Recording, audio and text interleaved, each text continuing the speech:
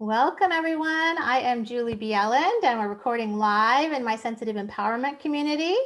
And today's topic is high sensitivity and sexuality with Sarah Mathews. Sarah is a licensed marriage and family therapist currently practicing in Minneapolis, Minnesota, and specializes in highly sensitive individuals, relationships, and sexuality. She feels passionate about being present with clients as they are, while supporting them in exploring and navigating their unique human experience. She is a high sensation seeking and highly sensitive person, and is also part of the LGBTQIA plus community. Welcome, Sarah. Thank you. Thank you for having me. I'm excited to be here and chat HSP and sexuality. Oh my gosh, it's gonna be such a great conversation. And how neat, I'm originally from Minnesota. Oh, you are? I didn't know that. Now. I'm also high sensation seeking, and I'm also part of the LGBTQ plus community. So what a cool, combination of stuff to have in common. Oh, very cool. Well, you'll be happy to not be here right now because we're in a we're in a cold streak. It's negative. I don't know what it is. I'm ready for it to be over. So Yeah, I know. I saw that. What I really love is that you shared with us that that you want us to know that it's okay to be the HSP you are with the sexual preferences that you have. And I really love to normalize this. Do you want to say a little bit more about that? absolutely. We were kind of talking about this just a minute ago, where I think, we'll start with HSP. I think, a lot of us feel that we're 15 to 20% of the population. And a lot of us feel that we don't quite belong in the world somehow, and often try to adjust by keeping up, trying to, what's wrong with me, trying our hardest to fit with the norm. And so just, I think with the HSP process, learning about the trait, learning about yourself, so much of it is self-acceptance, learning what you need, learning what your, the superpowers of the trait, learning how to communicate that, and putting a lot of that as a priority. And a lot of it goes with, I think, with sexuality too, that I think, well, there's lots of things to sexuality, sexual preference, gender identity, all these different things. But oftentimes there's not, I think, the way that we're socialized or society kind of grazes us into sexuality. It's not always that open to expression or exploration or understanding, or there's stigma, or there's, all these things. So to be okay with yourself sexually and to be okay with yourself as an HSP with all the unique traits that it brings, or characteristics that it brings, it can be a process. And just that piece of self-acceptance is, I think, one of the biggest things of, I'd say both. So both of sexuality and of HSP. So What a huge piece to talk about and to just normalize too, because there's still so many places in the world that don't accept the spectrum of sexuality that there really is. And, yeah. Even from my own experience, being raised in the majority of a small town in Minnesota at the time. Myself as well. Yeah, there was no internet or anything. I didn't even know other gay people. I didn't know that was an option. I didn't know that I could have a family with a woman, just things like that. So, I just jumped into marriage with a man, and because I thought that's how you have children and that's how you have a family. And I think it's such an important aspect for us to talk about, and to give the message of acceptance. That I've got my Love is Love shirt on today. This is the concept of acceptance, of being able to be who you are, is such a huge, powerful piece for us, especially I think for HSPs. Oh, absolutely. And I'd say it's so much of an onion, isn't it? I think there's aspects of my HSP-ness and my sexuality that I continue to unveil and remove the social constructs and realize, like, what narratives am I still carrying around certain things and still playing out? And that, I think the piece of acceptance is such a big piece of, comes from a place of self-compassion as well. And how do we cultivate self-compassion in a way that can really hold the space for us to do some of that onion peeling? Like, how would I like to express myself? What are my strengths? What are my sexual preferences? What feels safe and healthy to me? And it can be, it's a process. I like that you're talking about self-compassion. That is a huge piece of my work in general, is teaching self-compassion, and it's something I didn't used to have myself. So I think about the concept, if I had had more of that, like in my own coming out process, for example, it would have been life-changing. To be able to nurture myself through that would have been life-changing, instead of feeling Absolutely. so alone and so confused, and when people don't accept you, how terrifying and difficult that is at the time, especially if you don't have self-compassion built up, and a community of people that accept you as you are. I think that's a huge piece of it too. Oh, absolutely. And how many of us don't, right? I'm thinking of Brene Brown's work a little bit, like the difference between, you know, we're all of us want to be seen, accepted, loved, right, by our clan, by our community. And if we can't get that, we try to fit in, you know. And so it's like, how many of us are not in a community, either with HSP sexuality, whatever it is, really, where we don't feel seen, we don't feel accepted, we're expected to pigeonhole into something different. And it's really, really hard to build, or families can be like that, right? They can be actively shaming. I mean, if you think about GLBTQIA community in particular, there's so much shame, societal shame involved with that. So how can we develop a sense of self-compassion when oftentimes the world, or even with HSP, is basically saying, what's wrong with you, don't be like that. And that's it's a journey to be able to do that, I think, to cultivate that self-compassion for sure. Yeah, 100%. And to share the message that gender is on a spectrum, sexuality is on a spectrum. Yeah. And oftentimes we evolve as we get to know ourselves. I mean, all of these things are such huge aspects of sexuality in general. And there's such a, I mean, this is such a huge topic. Like, and you It had a really chance is. to kind of see some of the questions that came in. What do you think is important to share today Yeah. with HSPs listening? Yeah, it is such a huge topic. I think sexuality could be 20,000 different podcasts, and HSP obviously has a lot too. I think for today, what I thought might be helpful, since we're doing something more on HSP, is to talk about how the the HSP trait, at least in my work, I've seen it show up a lot in sexual expression or sexual preferences and that sort of thing. And we can kind of start there and then kind of see where it goes. Because I like to say about sexuality too, and the HSP trait, there might be some things that I talk about that they're not all inclusive, right? They're not just because you have an HSP trait, and I'm talking about, sexuality, that there's some tendencies, for HSPs to sexually, have these struggles. It doesn't mean that all HSPs have those struggles, or people with HSPs might, have the same struggles, or the same challenges, or the same preferences. I think with sexuality too, it is such, I like that you said a spectrum. I think with, sexual preference, gender identity, I work with non-monogamy and polyamorous myself. I think it's just this huge spectrum that we slide back and forth on all the time. And HSP is a part of that can influence it and might not. So I just want to caveat that to say that I think a lot of, kind of going back to our talk, or talking about, unpeeling the onion and discovering ourselves. HSP might be a part of this, but it's not all of it. And so much of it is just exploring for yourself and knowing what feels comfortable, and exciting, and, sexually healthy for you. So, yeah. So, but to start, I thought I would, so there's just, I'm sure a lot of people in the HSP community that are listening know about kind of the 4 traits, I guess you could say, or the DOES, the DOES kind of way of understanding the trait. So I'll just quickly review that a little bit, and then talk about how I've seen it in my work, how those things can oftentimes show up in sexuality, and how I help HSPs. So the first one is the D, which is HSPs tend to have depth of processing, meaning that we tend to, both internally, externally, we want to dive in deep, whether we're, I think, consciously aware of it or not. Our system, they even show on brain scans and such now, that our systems are firing off more and longer. And that might cause us to have some hesitation before making decisions. We want to gather in sensory information before making one. We might appear a little bit more cautionary. The O is for overstimulation. So, and this varies quite a bit between lots of different variables for different people.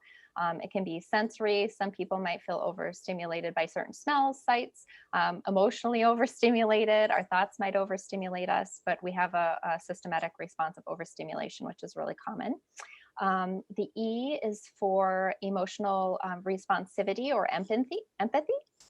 So you might hear a lot of HSPs saying they have high empathy, empaths. We feel what other people are feeling. I have a little spidey sense or an interest on the side about how our mirror neurons fire more, and our mirror neuron systems are our social systems. So kind of curious about, I'm sure, how that aligns.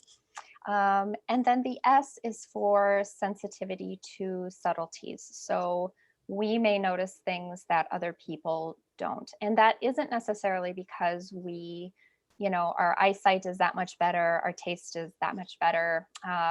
That's a separate thing. Sometimes people have that, but that's not part of the HSP trait. It's just that our brains are noticing and processing them more acutely, so we might be more aware of those things. So that's kind of what makes up the HSP trait. So if you think, or kind of the traits of the HSP, being HSP.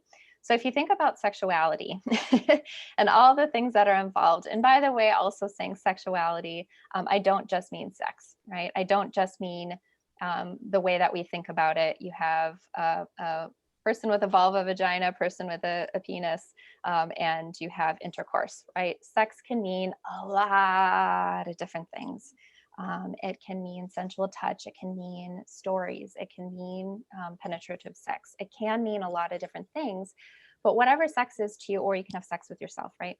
But whatever that means to you when you think about the HSP trait and all those things I just mentioned, there is a tendency for overwhelm, for depth of processing, for overstimulation, for being empathetic or feeling what your partner or partners are feeling while you're being sexual.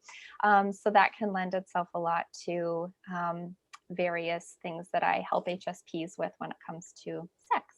So kind of to start it off, maybe. I like it. I like that you're bringing that in. A lot Yeah. of HSP, especially HSP moms, talk about the overstimulation and the challenge that came up in the questions too beforehand in the community. Just the challenge of being sexual when you're depleted and exhausted, and your partner wants it more than you do, and that might be even something great to be able to talk about. And also, a lot of HSPs talk about the need for an emotional connection. Yep. And I wonder if you want to share any more about those two things. Yeah.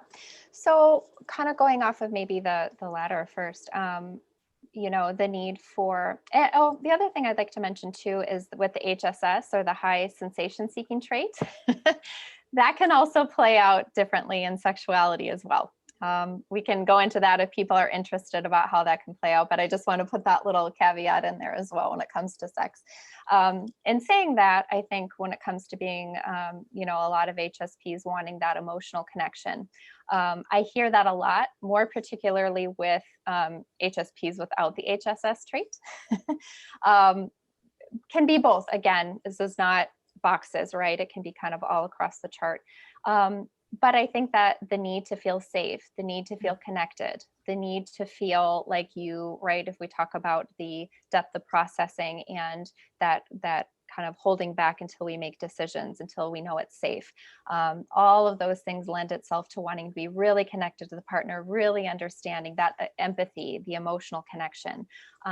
So it might be harder, for example, if you just want to have a fun experience, a sexual experience that's purely physical, purely for adrenaline rush or, whatever, to really get the depth of processing, the emotional companionship, all of those things that are common for HSPs in an experience like that. And to say that, and it's okay, right? It's okay, I think, if both for women and for men, people with vaginas and with penises, with something in between, however you identify, it's okay if you feel like you are somebody that needs that emotional connection first. Or also it's okay if you're somebody that likes a sexual experience for the physical piece of it and for the experience too. And I think it's about knowing what it is for yourself and really being able to communicate that to your partner or partners. So Yeah, I like that. We looks like we got some interest in the HSS part. I know that okay. that's always a complicated experience. It's like one foot Yeah. on the brake, one foot on the gas. How do you kind of find the balance in all of that? Yeah. Well, gosh, I guess I'll speak from experience on the HSS, HSP. So the highly sensitive trait is it defines itself, or it's defined by like thrill seeking, tendency towards boredom, disinhibition. So these traits where people will tend to people without the HSP trait, they might be out bungee jumping, which I've gone skydiving before, for example. Very overstimulating, I have to say. But so that tendency for that drive, right? That wanting that experience, that tendency towards boredom, that excitement, paired with this desire for comfort, for needing, regulation from overstimulation, totally plays with like 2 steps forward, 2 steps back, forward, back. Okay, now, right? Like now this is so fun and exciting. And now I have to go back because I've just totally overwhelmed myself. Why did I do that? So that can play itself out in sexuality and sexual experience too. So It helps to know about it, the high Mhm. sensation seeking part, because then you kind of understand that I need to have new experiences, but I Mhm. also have to pay attention to giving myself downtime for that Yeah. overstimulation. I think that's such an important piece to understand about yourself in general, especially with sexuality.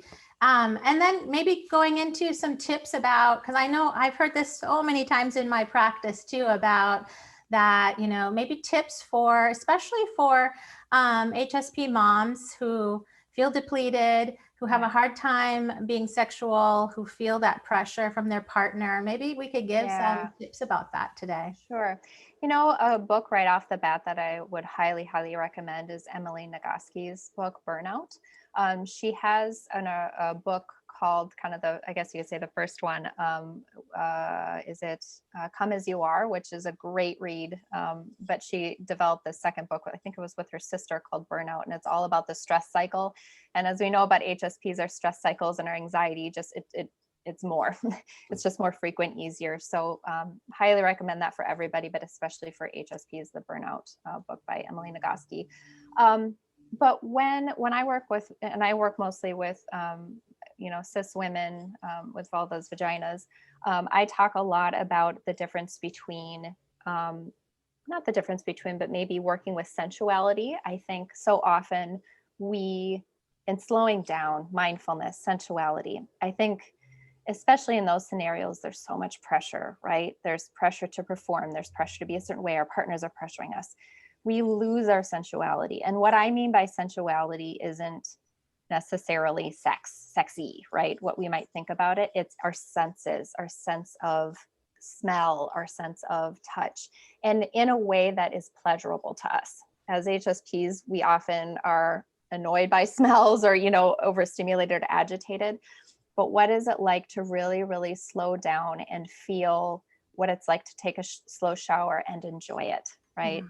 What is it like to be with your partner or partners in a way that there isn't pressure for sex? And this might go to something that people recognize as sensate focus. It's really slowing down, being very, very mindful, taking the pressure off, really get into our senses and being really mindful about our bodies, about our sense of sensuality, maybe even just starting with ourselves. I oftentimes give my clients homework to have a sexy self date. And that doesn't necessarily mean masturbation or anything like that. It can be if you want it to be, but really playing in your own sensuality, even if it's just for 10 minutes while the baby is sleeping, even if it's just right. But it's that really, really slowing down mindfully and letting your body and letting yourself play with taking a nice hot shower, with cooking food. And that can really, really help reorient ourselves to the sensuality in sex. Because if we think about sex, it's very body, isn't it? It's very in the body. You're intimate with somebody, you're hopefully experiencing pleasure. And if we've disconnected due to the stress, because when we get that level of stress, And for HSPs, I think one of our coping strategies is to dissociate to some degree, if we're feeling overwhelmed or stressed. And that's not very sexy. It's not very sensual. It's not very pleasurable. So to introduce that kind of mindful sensuality or pleasure in a way that feels safe, that feels comfortable, that starts developing an experience of pleasure with senses, I always say is a really great place to start. I like that, like the mindfulness and the connection, the development of self-love and the connection, the reconnection to our bodies. And I think grounding techniques are so great for HSPs in this sense too. You can even just body grounding techniques, patting the body down, just like, and even just, putting on special lotion, rubbing it on your skin in a really loving way, like just ways that you reconnect to yourself through self-love, right? It's such a huge piece of this. Yeah. And the key part, I think, of whatever that is, I'll sometimes spend a couple of, a session or two with clients really exploring what that is. Because sometimes I ask moms or, people in general, what feels fun or good to you? And they go, I have no idea, and so it's this sometimes a grief process around that too, that they've lost, right, the sense of lost a sense of self, and there might be a grief around that. I don't know how to have joy. I don't know how to put myself first. I forgot how to do that. So sometimes even before that is taking a step back and having a sense of grief so that they can open up to the experience of, well, who is that now? Where does my body experience joy now? How can I bring that to my body now? And for a lot of women, there might be some trauma with body trauma with the birthing process or pregnancies, and that can kind of add another layer too. So really holding the space for yourself, that self-acceptance, compassionate space, to start that process of learning yourself and learning what brings you joy and learning how your body works now too is a big one. So yes, reconnecting to your body and advocating for your needs so that you're not the one doing absolutely everything at home with no help. And that's going to cause a lot of problems with burnout. So I've seen this a lot with women getting empowered and advocating for their needs, that suddenly they're like, oh my gosh, I have more energy. I actually took some time to myself and now I have energy. Because if we have kids and we're constantly with the kids and we're constantly doing all the stuff at home, and a lot of people are doing both work and home stuff all on their own, I mean, this is definitely going to create that burnout. So this is where connecting to yourself, really getting to know what you need and what feels good to you. I think there's so many people too that haven't really explored that, right? Like what feels good in your body? How can you communicate that with your partner? What kind of touch feels good, right? Yes, absolutely. And sometimes, like I said earlier, we don't know, right?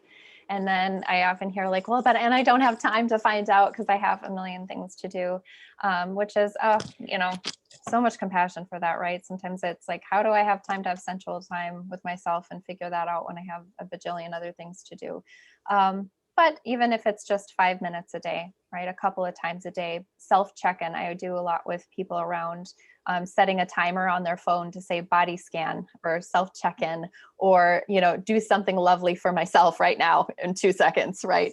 And being I think the big piece of that too is being very intentional and very mindful about it. Not saying, okay, I'll put on lotion next, right? Yes. It's like, no, put on lotion. Observe the bottle, enjoy the pattern, smell the thing, like really slow it down and really embrace the good of that, really let that absorb that into our systems, because the stress, all of these other things we very easily absorb and take on, right? But we so often have to be so intentional about really slowing down and really absorbing the good too. So. Oh yeah, 100%. And noticing that if you are struggling in any of these areas, or you have a history of trauma, that you're working with a professional like you who can support you through that. This is so life-changing to work on these kinds of pieces within ourselves, isn't it? Yeah, it really, really is. I think what I've discovered too, I think, again, going back to how we think about sex, right? How a lot of us are socialized into sex. There's a sex act, right? We do this thing, we're turned on, and then, we have sex, we orgasm, and that's the thing. It's so much more than that.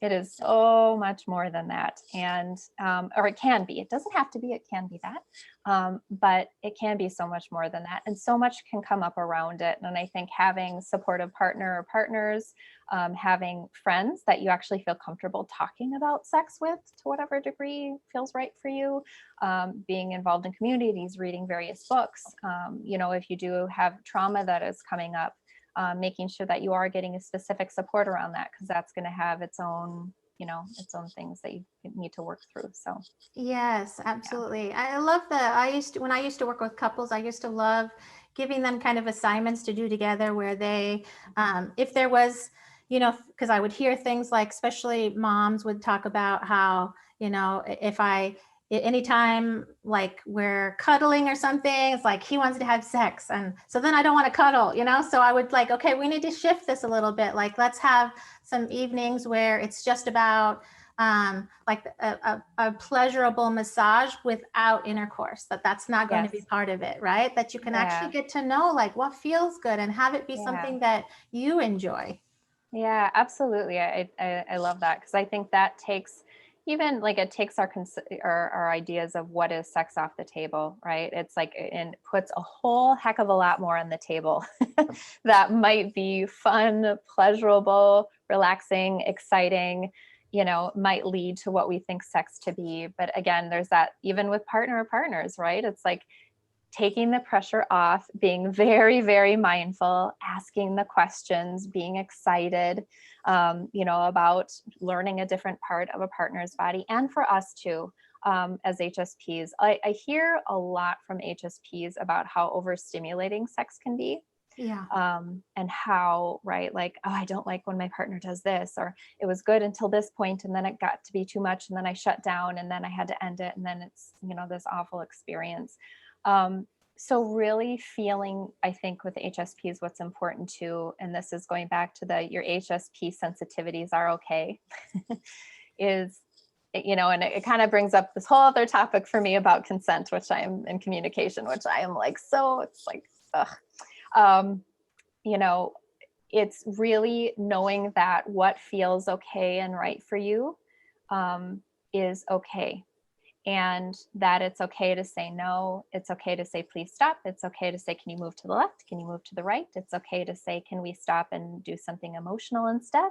It's okay, right? And if you want something more, to ask, and to not feel ashamed of asking. And how do we ask? How do we get consent in a way that still feels sexy and not, that we're stopping the whole thing? And really figuring out how that works. And that can be really tricky too. So I love that you're talking about this, that need for communication, because yeah, we have to be able to communicate with our partners, and each partner is different. So the only totally. person that truly knows what feels good is us. We have to know and what's going to feel good, and maybe be, and be open to communicating that with our partner. What a huge piece of that, and the consent piece. I'm glad you're talking about this. Yeah. I mean, this is right, like 20 different podcasts in one. And I think with HSPs, this can be a little bit tricky too, because I think with our body sensitivities, we've learned to override what our senses are telling us. We might feel a twinge of something we don't, and it's not even physical, right? It can be emotional. That doesn't feel right. But we're so used to being overstimulated in an overstimulating world that we override it, and we may not say anything, or we may be in a situation where we don't want to hurt our partners. And this is true for anybody, right? Or we don't want to screw up the experience, or we can feel what our partner wants and is feeling, and we'll default to that instead. And so sometimes even the idea of consenting and knowing what feels right for us can be, I think, a lot more tricky than a simple yes or no. Sometimes it's an I don't know, or sometimes it can be, especially for HSP, and that delayed, right, need for making a decision. It can be, can you give me 30 seconds while I check in and figure out exactly what's happening for me? And to know that that's okay. And your partner or partners may not like it or not. They may say, I'm not down for this. And to know then, okay, then that's okay for them, but it's still okay for whatever it is that you need for yourself. And I think that's the practice. And that's where I think I've seen a lot of it, everybody really, to be honest, but HSP in particular, get caught up on that too. So Yeah, and day to day we can be different, being able to communicate Yep. that to our partner too, and to notice, to be like, I notice when I take time by myself for a couple hours before we engage in, intimacy together, I tend to need to fill up my tank before we do that. I mean, to have a real matter of fact conversation about it, that this is you, this is your partner wants to know what's going to be the best you anyway. And to be able to kind of get to know that with yourself is such a huge piece to communicate that, to be Yep. able to say that there's nothing wrong with you for needing that, No. that, I love to just talk about things like in an educated way, like that I'm educating you about me, that it isn't something that I'm sharing like, oh, there's something wrong with me and I'm afraid to tell you, but that Yeah. I'm owning that this is my experience and this is how we can have a more pleasurable experience together, is when we set this up. So that Yes. might mean you take the kids for the day. And then Yeah. I get to have some time to myself. I mean, Yeah. these are examples of ways that we can really think about ways to restore ourselves and reconnect. Because if we're Yeah. depleted, we're not going to know any of these details within us. We're going to be shut down. Totally, absolutely, very shut down. And Emily Nagoski talks about the stress cycle too, where, within women in particular, she focuses on women, people with vaginas. So she talks about there's a gas and a brake, right? And so often the stress cycle is because we have things that are so on our plates and so, on our shoulders, that there's breaks to our being sexually open constantly. It's not necessarily that we need more gas, like a sexy outfit or a new toy or something like that.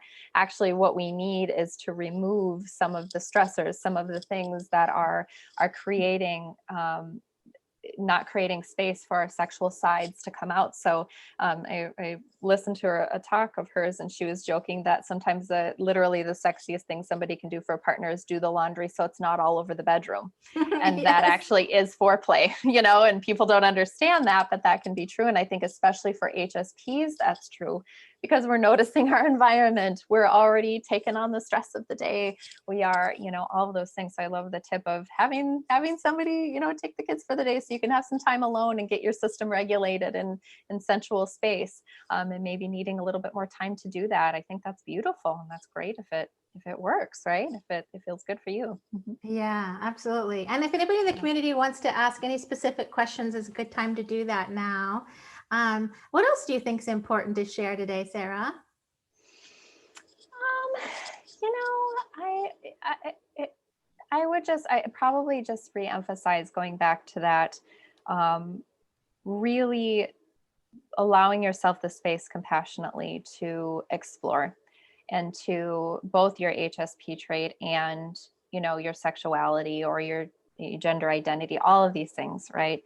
And to find communities that you feel like are supportive and see you in that, like this one for HSPs, because I think it's oftentimes in community too that we can really start exploring these things and feeling that we have a safe space to be seen. And I think that's really, really important too. Such a huge piece. I know when I Mhm. first was like kind of exploring myself inside of a marriage to a man, when I was kind of recognizing like, wow, I'm not happy, and this is something I'm going to have to explore. I remember looking for resources of like, are there resources for women coming out later? And at the time there was like Totally. no resources for that, and I was just shocked. I ended up starting my own group for this. But that's a huge piece of it, and to Yeah. know that, we ultimately, true happiness does come from living authentically, doesn't it? And to Mm, cover up these pieces of us usually mhm. doesn't work. For myself, I got very depressed Yeah. trying to cover up who I really was, Yeah. because I didn't want to end the marriage. I didn't want to put everybody through that. But at the same time, as I evolved and got to know myself, I knew that it had to be my path. And Yeah. and I think that's why I'm so passionate about really sharing these open messages about being who you are, that if you can Mhm. find and live in a life that's authentic to you, that's really our goal. That's how we're going to find that piece of happiness that we're looking for, that piece of contentment. And Yeah. yes, it can be very difficult to go through. I have had a lot of people contact me who are in marriages trying to figure out what to do. Yeah. And I just want you guys to know that you're not alone. And as Yeah. we get to know ourselves, this is a part of it, isn't it? Yes, absolutely. All of that. Totally. I think, and it's scary. It's scary to be authentic sometimes, especially when our authentic selves is not the norm, is not right, is not, maybe there's not a ton of communities out there that you can see yourself in. So it's a process, and to really be compassionate with yourself around that, and really patient with yourself around it too, I think is really important. And to let yourself evolve, let yourself change, let that happen. Yeah. It's yeah. It's important to be Yeah. our authentic selves and to Yes. get community, to get support. Sometimes that means friendships change. All of those things happen. We have a Yeah. question that came in. What does it mean if it takes a very long time to reach climax? Does it get worse with age? This would be a question, kind of what I was explaining before. It depends on the person. So if I were to have, somebody come into me, say, for example, with that question, um, we would do a pretty, extensive sexual history. I would say, if you make sure to check in with your doctor, maybe there's something physiological there, or, biological there. But it can mean a lot of things, I think. There can be a disconnect between the mind and the emotions in the body. It can mean that maybe you're not familiar with the sensory experiences that feel good. There can be a lot of things. There can be trauma in there somewhere. There can be narratives playing themselves out that are stopping your body from going all the way. And so it's more of a mental thing. So it actually, to that question, it can be a lot of things. And I hear a lot of women in particular, don't know or struggle to climax. But the why can be very different. It can be really varied. So, and does it get worse with age? I would say not necessarily. For some people, it becomes more challenging with age. For some people, they're like, oh my gosh, I have better sex and more orgasms and more powerful orgasms in my 60s than I did in my 20s. Yeah. So I think, to that question, it's hard to answer with one Yeah. sentence. And a lot of people, a lot of HSPs too pop into our heads so often that we're not in our bodies anymore. Or, Yeah. Sometimes it can even improve. We've had some people in the community talking about that their sexual experience has improved with age because Yep.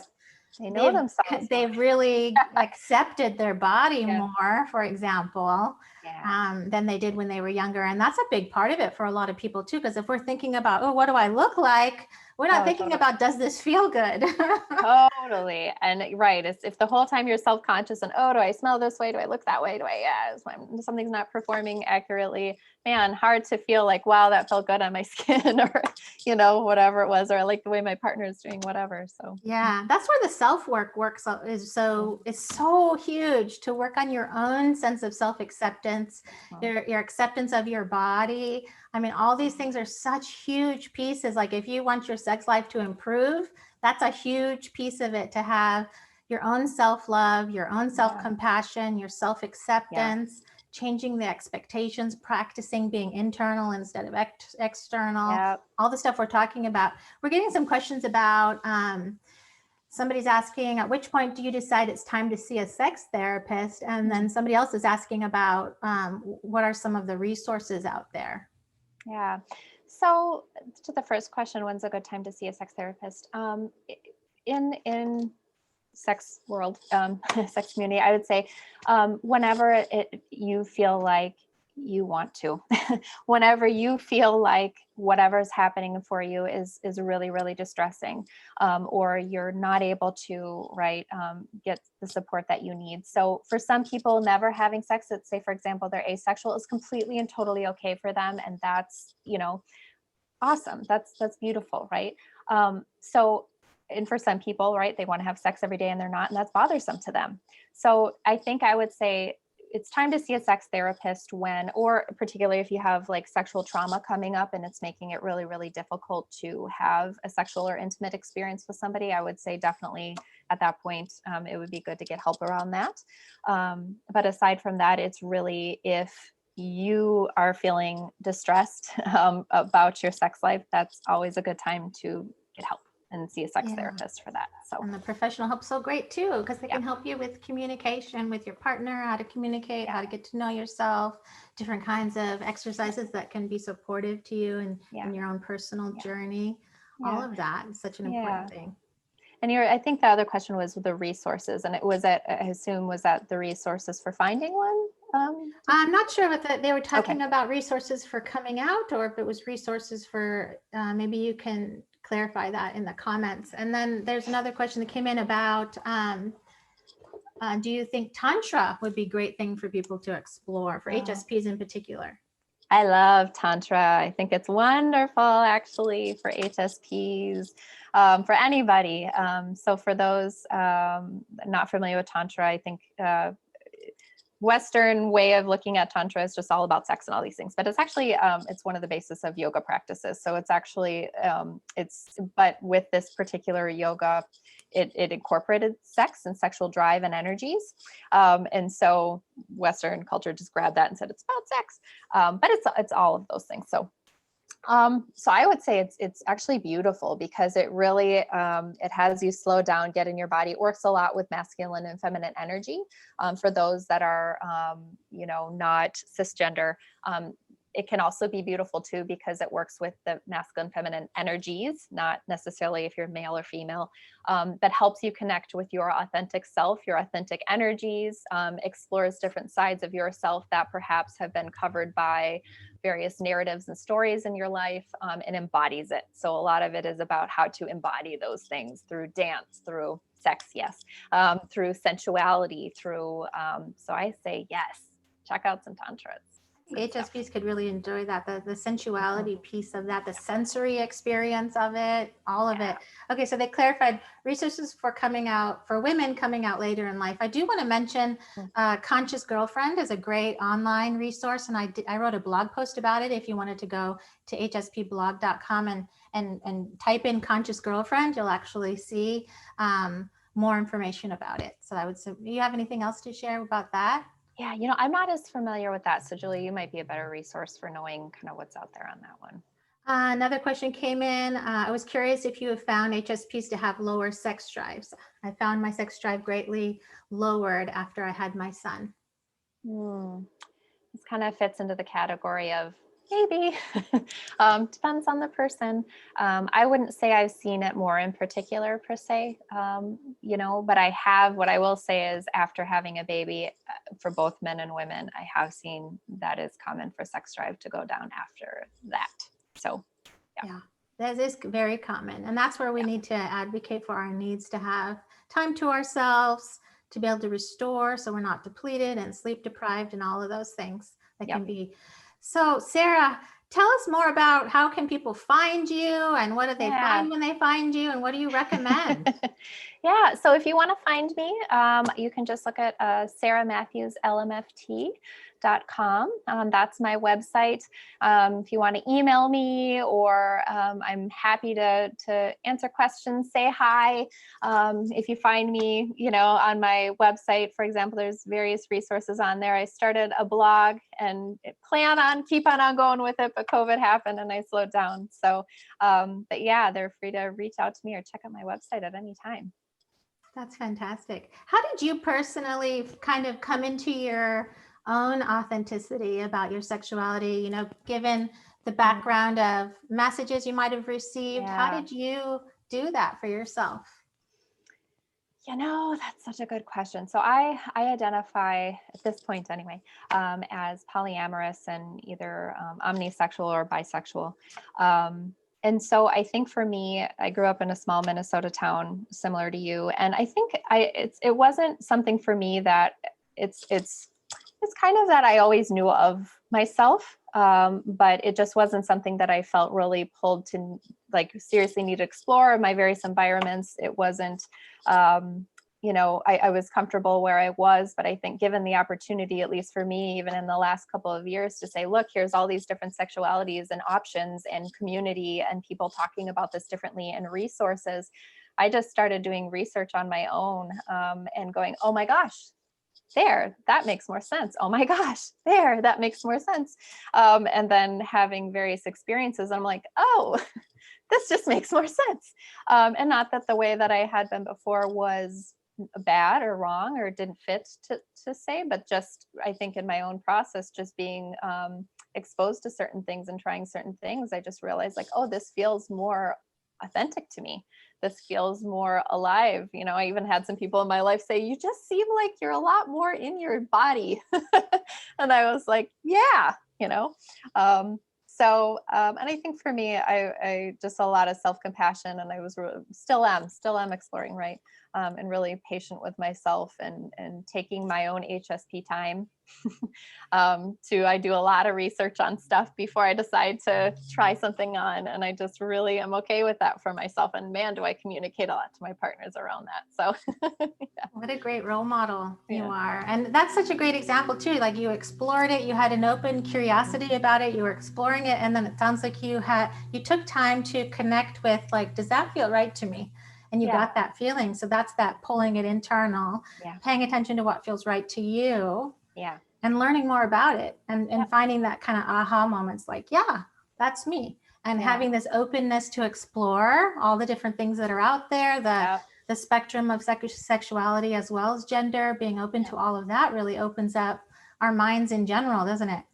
Totally does. And I think removing a lot of the narratives that are at play too. I mean, still, I think in the non-monogamy world, we talk about having monogamy deep talks. And I love monogamy too, by the way. I'm not anti-monogamy. But for those of us that aren't oriented that way, really pulling out the narratives that will keep us feeling shame or tight or, or feeling like, you're not supposed to, and saying, no, this is okay. No, this is safe. No, right. And continuing to, or with, being bisexual or any of those things, right? It's really opening yourself up and finding community that you feel comfortable and can help you feel safe exploring. Yes. So. Yes. Surrounding yourself around people that are going to accept you. That's a huge piece of it. Having boundaries around people that don't.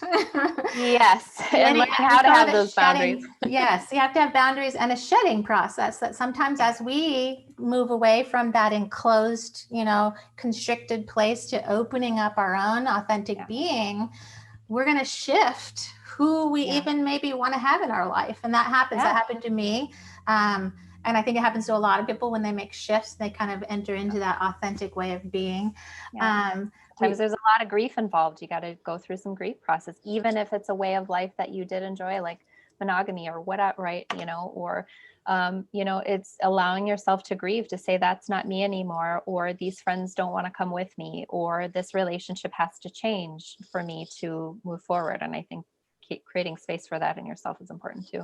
Yeah, I like how you said these friends didn't want to come with me. I like to say that too. It's like, as I rise, I'm inviting people to rise with me, but I'm not going to lower to go back to, to where they are. So that's I like that. Somebody's sharing, I love the fact that you're open to exploring it and seeing where life takes you, not limiting yourself. Absolutely. And somebody else saying, I'd love an HSPs and polyamory discussion from Sarah. Maybe we'll have to think about that in the future. Love it. Yeah. Yes, definitely. And for those listening, please let us know what you loved, what you want to hear more of. And I love that we can continue our discussion in the sensitive empowerment community too. So I invite you, I'm going to post this. I'm going to post the text chat in it. I invite you all to join us for a continued discussion. And Sarah, it's so nice that you're in the community too, that you can share in some after discussion with us too once it's posted. Absolutely. Yes. And thank you so much for having me. This was so fun, and I look forward to hopefully chat now that I'm in the community, chatting with people more and being involved. So this is great. Yes, I love it. It's gonna be awesome. So we're going to put this up at the hsppodcast.com. And then definitely come join the sensitive empowerment community. You can do that by going to juliebielen.com or sensitiveconnection.com to join our community, our amazing community. Sarah, what a wonderful example of sensitive empowerment you are, that you are really showing that we can be ourselves, that we can accept ourselves, we can love ourselves, that we can be authentic inside of our own sexuality, what's right for us. Yes. I think you've given such a beautiful message today. Oh, good. You as well. Same right back at you. It's so lovely to meet you and be in community with you. This is so cool. Yeah. Yes, I love it. I love it. We'll say to be continued, because I have a To be feeling that this continued. is a much bigger topics for us to cover more Yes, of. it really is. Yes, I'd be happy Yes. to talk more. Yeah. Absolutely. And thanks, Sensitive Empowerment Community, for being live with us. We just love you, and Yes. excited to connect with you more in the community. Thanks, everybody, for listening. Yes. Thank you, Sarah. Lovely to meet Yes, you. yes, yes. And definitely we'll be in touch in the community. Take care, everybody. Love you Thanks. lots. Bye. Bye, everybody.